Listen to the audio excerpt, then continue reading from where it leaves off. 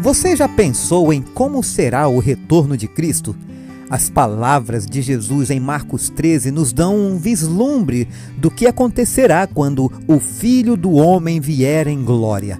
Será que estamos prontos para esse momento tão aguardado? Hoje vamos explorar essa poderosa profecia e entender como ela deve impactar nossa vida hoje. Oremos. Senhor Deus, ao nos debruçarmos sobre o estudo da Tua Palavra, pedimos que o Teu Espírito Santo nos ilumine mais uma vez e prepare os nossos corações, que possamos compreender a profundidade do que significa a vinda do Filho do Homem e que possamos viver de maneira a estarmos prontos para encontrá-lo. Nos ajuda, ó Deus, a aplicar esses ensinamentos em nossas vidas, em nome de Jesus. Amém. Olá, seja bem-vindo ao canal Para que Todos Saibam. Estamos estudando a lição da Escola Sabatina junto com os comentários de Ellen White. Estamos na lição 10, o título Os Últimos Dias. O verso para memorizar, Marcos 13, versos 26 e 27. Então verão o Filho do Homem vindo nas nuvens com grande poder e glória. E então ele enviará os anjos e reunirá os seus escolhidos dos quatro ventos, da extremidade da terra até a extremidade do céu. Hoje é quinta-feira, 5 de setembro, e o título de hoje, A Vinda do Filho do Homem. Vamos ler Marcos capítulo 13, versos 24 ao 32, para irmos às considerações do autor, o pastor Thomas Shepard. E aqui na Bíblia diz o seguinte: Ora, naqueles dias, depois daquela aflição, o sol se escurecerá e a lua não dará a sua luz. E as estrelas cairão do céu, e as forças que estão nos céus serão abaladas. E então verão vir o Filho do Homem nas nuvens com grande poder e glória. E ele enviará os seus anjos e ajuntará os seus escolhidos desde os quatro ventos, da extremidade da terra até a extremidade do céu.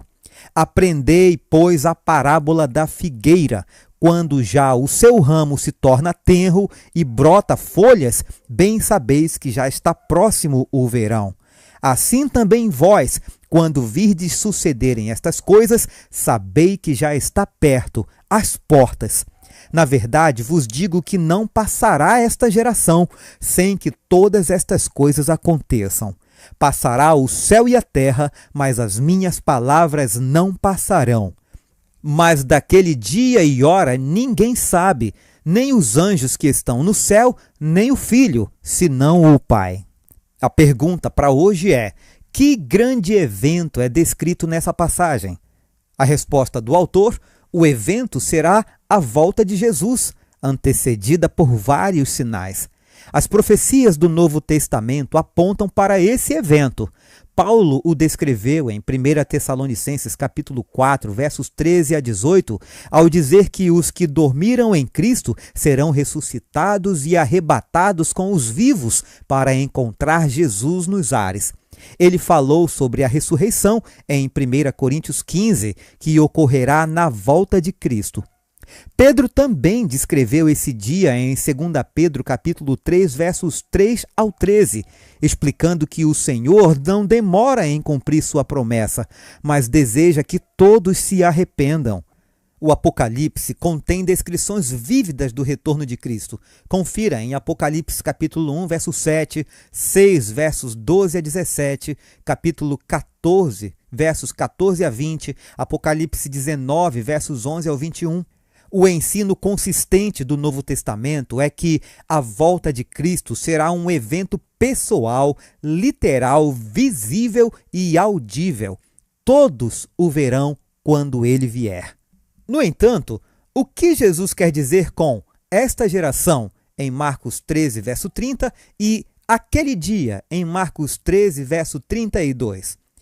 Essas palavras trazem preocupação a muitas pessoas, porque, obviamente, a geração a quem Jesus se dirigiu já morreu há muito tempo. Várias respostas foram propostas. A primeira delas é que a palavra geração poderia se referir a um grupo étnico, nesse caso, os judeus. Isso significaria que os judeus não desapareceriam antes da volta de Cristo.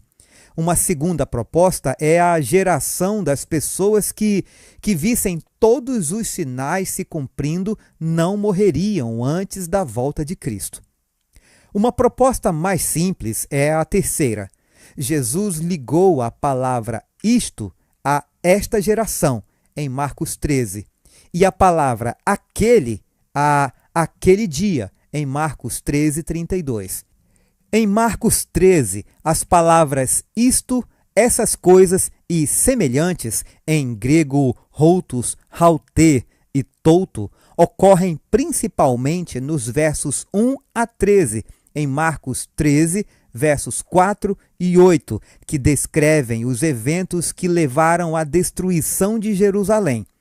Por outro lado, a palavra aquele, em grego ekeinos, caracteriza a última parte do capítulo, que descreve a volta de Jesus. Assim, esta geração provavelmente se refira à geração do primeiro século, que viu a destruição de Jerusalém, como descreve Marcos 13, verso 30. Contudo, Marcos 13, 32 se refere à segunda vinda de Cristo, que estava mais distante do primeiro século. Consequentemente, Marcos 13, 32 usa a palavra aquele dia para se referir a eventos que estavam mais distantes do primeiro século. Vamos em busca de mais esclarecimento através dos comentários de Ellen White. Alguns dos fariseus lhe disseram em meio à multidão: Mestre, repreenda os seus discípulos. Mas Jesus respondeu: Eu afirmo a vocês que se eles se calarem, as próprias pedras clamarão. Isso está em Lucas 19, versos 39 e 40. Grande parte dos que professam estar esperando a Cristo seriam tão atrevidos como os fariseus, a fim de fazer silenciar os discípulos, e sem dúvida haveriam de exclamar fanatismo. E os discípulos, estendendo suas capas e folhas de palmeira no caminho, seriam considerados extravagantes e subversivos. Contudo, Deus terá um povo na terra que não será assim, frio e morto, mas que o louvará e o glorificará. Ele receberá glória de algumas pessoas, e se os de sua escolha, que guardam seus mandamentos, tivessem de se calar, as próprias pedras clamariam. Primeiros Escritos, página 116. Cristo em breve virá nas nuvens do céu, e precisamos estar preparados para encontrá-lo, sem mácula ou ruga ou qualquer destas coisas. Devemos agora aceitar o convite de Cristo, e ele diz: venham a mim, todos vocês que estão cansados e sobrecarregados, e eu os aliviarei. Tomem sobre vocês o meu jugo e aprendam de mim, porque sou manso e humilde de coração, e vocês acharão descanso para a sua alma. Marcos 11, verso 28 e 29. O poder convertedor de Deus precisa estar em nosso coração. Devemos estudar a vida de Cristo e imitar o modelo divino. Precisamos nos demorar sobre a perfeição de seu caráter e ser transformados na sua imagem. Ninguém jamais entrará no reino de Deus se a sua vontade não se tornar submissa à vontade de Cristo. O céu se acha livre de todo o pecado, de toda corrupção e impureza, e se quisermos viver em sua atmosfera, se quisermos contemplar a glória de Cristo, precisamos ser puros de coração e ter um caráter perfeito por meio de sua graça e justiça, refletindo a Cristo, 8 de janeiro. O tempo exato da segunda vinda de Cristo não nos é revelado. Jesus disse: a respeito daquele dia e hora ninguém sabe. Isso está em Mateus, capítulo 24, verso 36. Mas ele também deixou sinais de sua vinda ao dizer: quando virem todas estas coisas, saibam que está próximo, às portas. Mateus 24, verso 33.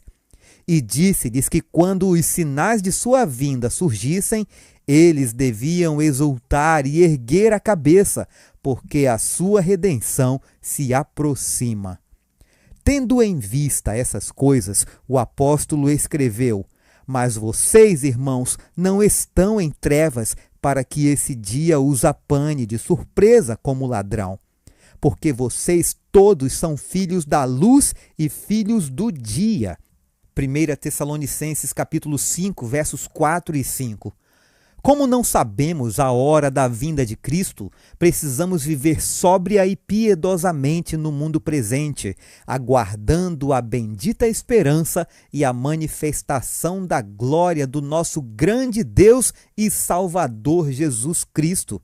Tito 2, verso 13. O seu povo deve preservar suas características peculiares como seus representantes. Há trabalho para cada um fazer. O rico deve utilizar seus recursos, o dignitário sua influência, o douto sua sabedoria, o pobre sua virtude, se quiserem ser obreiros eficientes de Deus. Devem estabelecer um relacionamento correto com Deus para que possam refletir a luz da glória de Deus que resplandece na face de Jesus Cristo, refletindo a Cristo, 1º de setembro. Para concluirmos, irmãos, a vinda do Filho do Homem será o clímax da história humana, um evento que todos os fiéis aguardam com expectativa.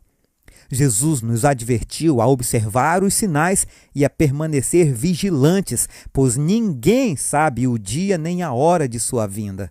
E a minha pergunta para hoje é: se Jesus voltasse hoje, você estaria pronto para encontrá-lo face a face?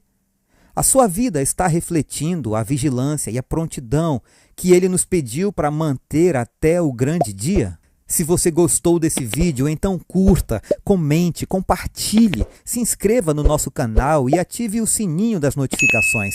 Um forte abraço e fiquem todos com a graça de Jesus.